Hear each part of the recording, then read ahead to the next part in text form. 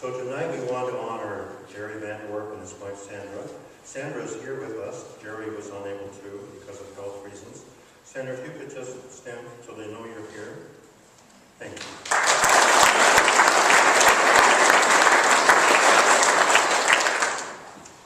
Gerry and I represent exactly 50.6% of the House of Friendship leadership over the years.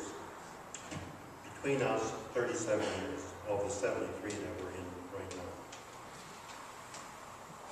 So I'm going to start a little script here, and John's going to follow me with pictures, so you will want to look at the screen. As a 25-year-old, Gerry was interviewed by Board President Bishop C.M. Thurstein for the job of Executive Director. The Bishop and the boy, I was only just a 25-year-old kid, found instant affinity through their shared theological views, mostly about the end times. But Gerry realized it wasn't the end time when he started, so he had to keep going. However, when the board hired him, they had a major reservation. Why is he still single? This takes a devoted couple to know. All the other persons before him had been married. And by this time, Sandra, who you just were introduced to, was a regular weekend visitor. And then when Sandra and Gerry married, the board offered the use of the House of Friendship vehicle, singular, one vehicle, for their honeymoon. The pictures you now are seeing show that Gerry was a hands-on administrator. He did both the managing, what Keith and the others did here on the financial side. It takes a whole team to do it now. And John and his staff. Gerry did that as manager. And he delivered all the programs. Not all by himself, but he had his hand involved in all the program deliveries. Later on, you're going to see a video, and you'll see that there's an extra R in there by mistake. We apologize to Sandra for that. But there is no mistake.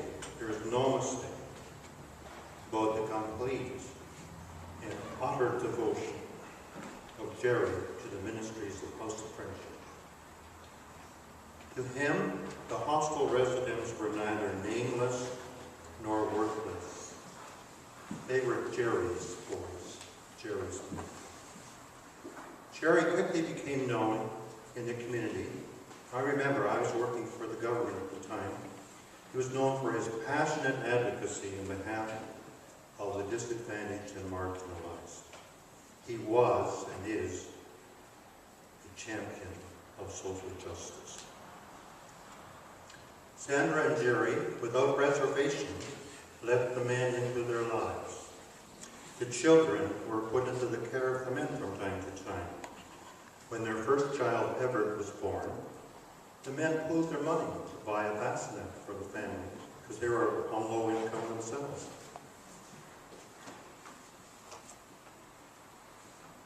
One day a man asked if he could take Everett, their son, to the park.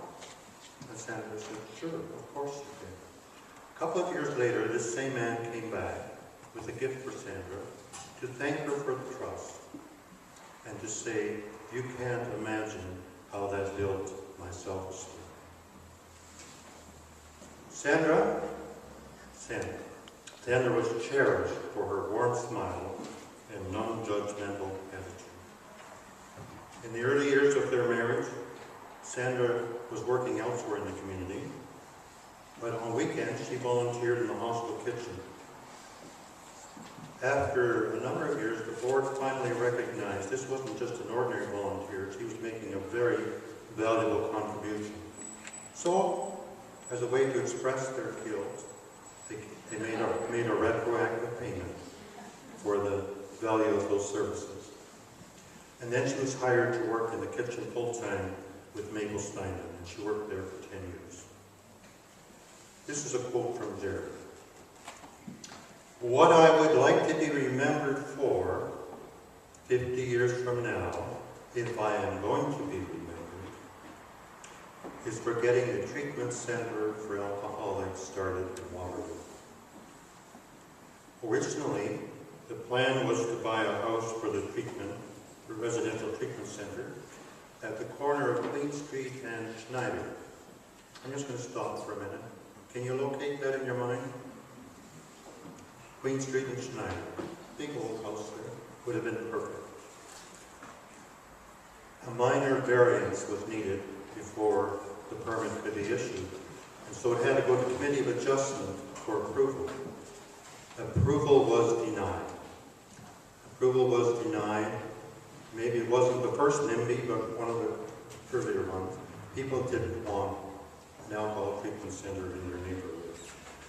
Not giving up, Gerry found a house in Waterloo where the immediate neighbor, Norma Sangwood, was very receptive. Some of you will recognize the name Norma Sangwood as a frequent writer to the editor, always on social justice themes, so it couldn't have been a better neighbor. Although Gerry cannot be here himself in person, he has sent his best wishes. He has sent also his best emissary, his wife Sandra. And he wishes all to know he gives his full support for the Under One Roof campaign that's going to be announced tonight. He is thrilled to be part of the evolution of the Addiction Services Continuum, as am I. And I'm sure, I should tell you, we're protecting some dynasties here. Gerry, through Sandra, myself, Deb who followed me. Deb, would you please show yourself? There you are. And then John. So all of us are enthusiastic about Under One Roof. Are we not, Deb? Thank you. And you might bring a check. So at this time, we're going to see a short video of tonight's honored guests, the first Legacy of Friendship receivers, Gerry and Sandra Vandeworp.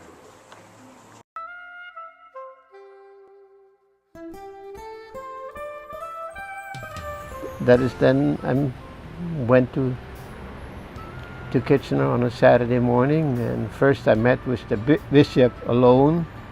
Then he recommended to the whole group that was there that I would be appointed as the next executive director. They had only one problem with me, believe it or not, is I was not married.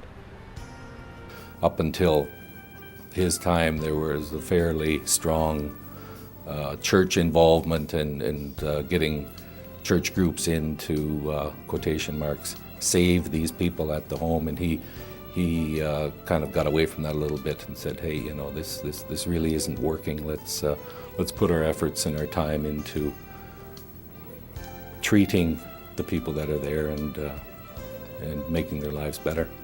While we were there, the House of Friendship went from a men's rescue mission, is the old name, and went into a social agency that was accepted by the whole community. And it involved children and women and families. You're reaching out to the whole group, not just the men that had problems. Financing was coming, a lot of it from the local churches, donations, and budget, I believe in '72 was certainly less than $200,000. It was in 1973, in February, and I think at that point there was 5 other people that were working, including the director and the cook. When you looked at it, you thought, boy, these men must be pretty bad off. To go to a place like that, dormitory style, bunk beds piled one on top of the other, very crowded, but I guess it was better than the street. We started 174 because we noticed that how many alcoholics there were by that time in the city, not just at the House of Friendship, but also other places. And they needed a place where they are not just simply kept, but were treated. There was that struggle at how much AA do you bring in to the program, how much do we develop our own unique program. A lot of people with alcohol problems have psychological problems that they need to deal with underlying the alcoholism. Basically, the therapy helps a great deal with that. I know it did with my own case. When we came to the House of Friendship, we were small, but by the time we left, we had grown in many areas. And we had a lot of respect from the whole community. Came from families who could look after themselves and then come into that kind of a thing, that kind of a situation. But Gerry would soon set us straight, and he'd said that he would rather feed 5 people that didn't deserve it than have one do without. And I think that was a philosophy that I adopted shortly after I got on. Come on up, Sandra. Be surprised together. I haven't seen it either.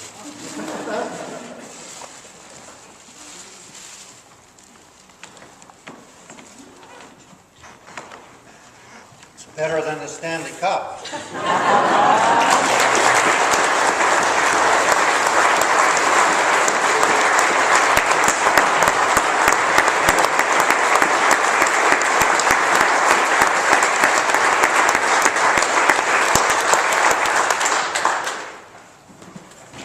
I want to say thank you for this tangible legacy of friendship. I'm both honored and humbled to accept this gift on behalf of Gerry and myself in recognition of our House of Friendship years. And John, thanks for your creative presentation. And I noticed our car got in there. You can see how dedicated Gerry was to the house, and the car had to tag along on our honeymoon. This is going to sound like a history lesson to some people. In the early 1990s, Hillary Rodham Clinton popularized the old proverb, "It takes a whole village to raise a child." Even though almost 34 years have passed since Gerry and I officially said our goodbyes to the House of Friendship, I remember with clarity the hundreds of people who contributed to the vibrancy and the dedication of the House of Friendship's vision of not only reaching out, but also of walking beside the disenfranchised of the community. I want to say thank you again to the staff and volunteers who, without fanfare, diligently worked long hours, endured disappointments and failures, but persevered.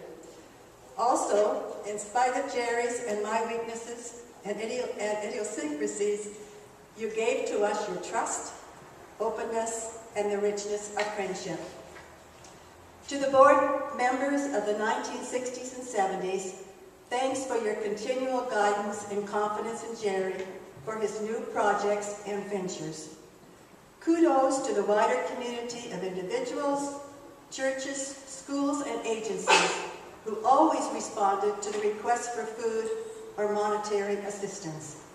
For example, as stated in the February 1970s News and Views, after a published appeal in the Kitchener-Waterloo Record, Gerry says, "It has been impossible for us to write notes of thanks to each person or group, but we can assure you that your help was greatly appreciated.